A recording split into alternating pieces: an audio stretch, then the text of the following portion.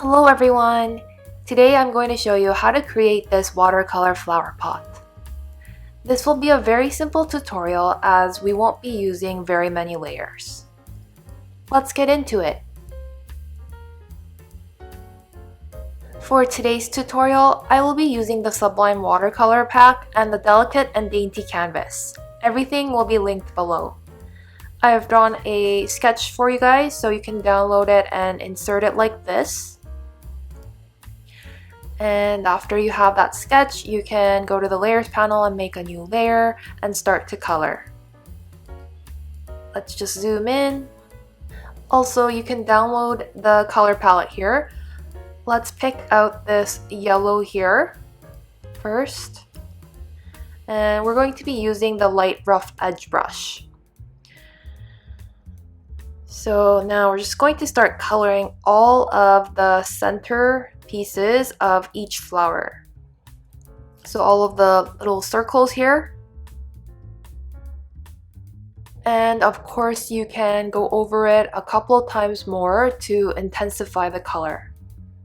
And when you use this brush, it will make it look more realistic because when you go over it one more time like this, it kind of mimics that real watercolor when it is kind of, applied one more time. So now you can use the basic blender to blend out some of these overlaps and smooth it out.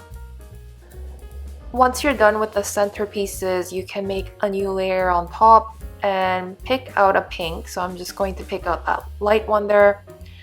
And using the same brush, you can start to color the petals. And for the petals, you can color it a couple of times over, so you can just intensify that color like that.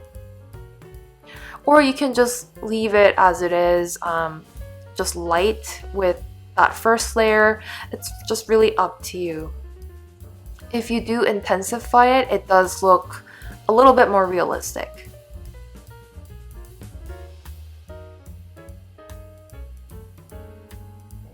For the next flower, I'm going to use this pink right here. It's good to use a variety of different pinks because we want to have some variety within this flower pot, so I'm going to probably color all of the flowers using slightly different colors.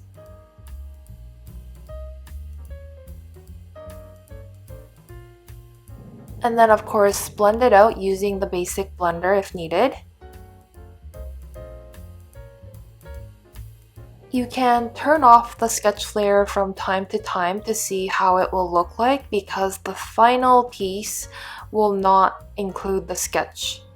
So you might want to kind of adjust within this setting and maybe go back and forth.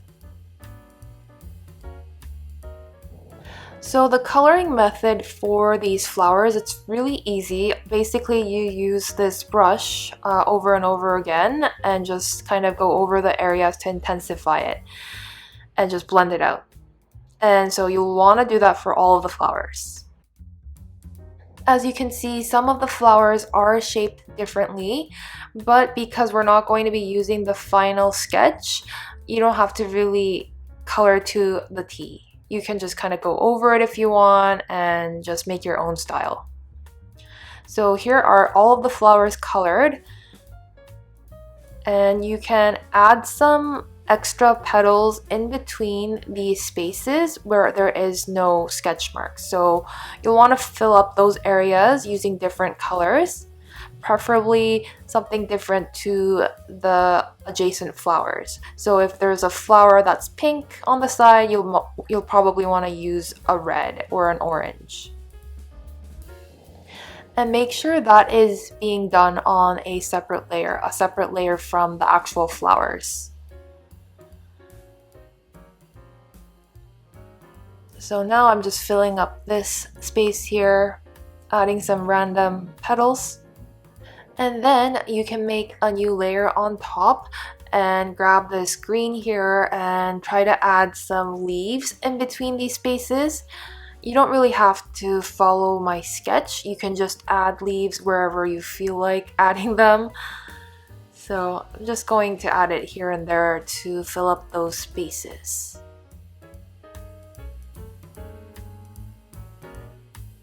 And of course, you'll want to use a variety of different greens from the color palette. Now, I'm just going to go back to the main flower layer because I just feel like some of the colors could be intensified a little bit more. Here in the center, this flower looks a little bit weak, so I'm just going over it again. Obviously, it doesn't look completely like real watercolor because it is digital. We're using an iPad, so it is really difficult to mimic those strokes. But if you are making a clip art, a small one, then I think this is perfect because if you size it down, it will be really difficult to tell if this is actually real watercolor or if this was digitally drawn. And real watercolor, if it's really small and scanned into the computer, they tend to lose that detail. So this is actually a better option in my opinion. After that, you can make a new layer on top, and we're going to now start coloring the pot using a light grayish color, and I will be using the hard edge round brush. You can just color the entire pot.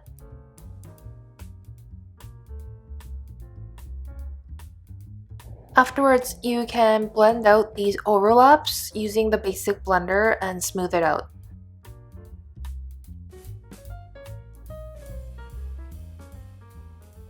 Next, we're going to make a new layer on top and make that a clipping mask.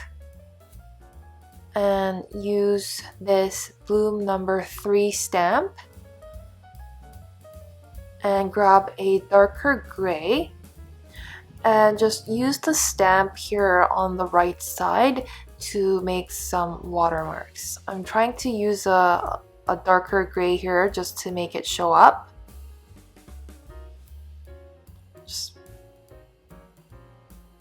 And we don't want something too dark, but a little bit more dark, a little bit subtle. And just test it out to see if it looks okay. Once you're happy with it, then you can just merge it together and make a new layer on top and make that a clipping mask, because I want to kind of position this stamp by itself. So you'll want a new layer for this. And you can just resize it and move it around.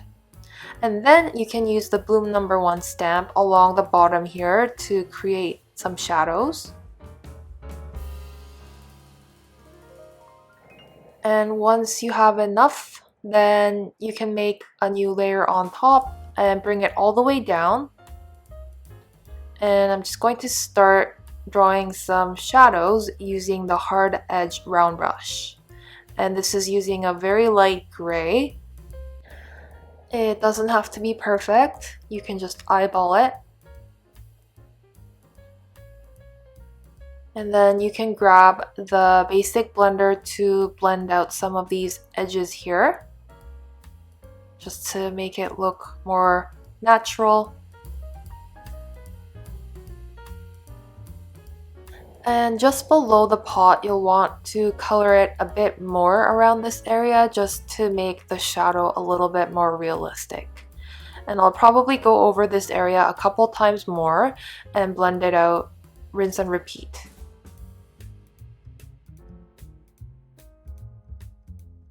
And that's it, everyone. That was a fairly easy tutorial, right? I just wanted to show you that you can make clip art using this brush that we use here, a light rough edge brush. And if you size it down, it will look a lot more realistic. And so I hope that this was useful. If you have enjoyed this tutorial, please subscribe and hit that notification bell. Thank you so much for watching, and see you in the next one.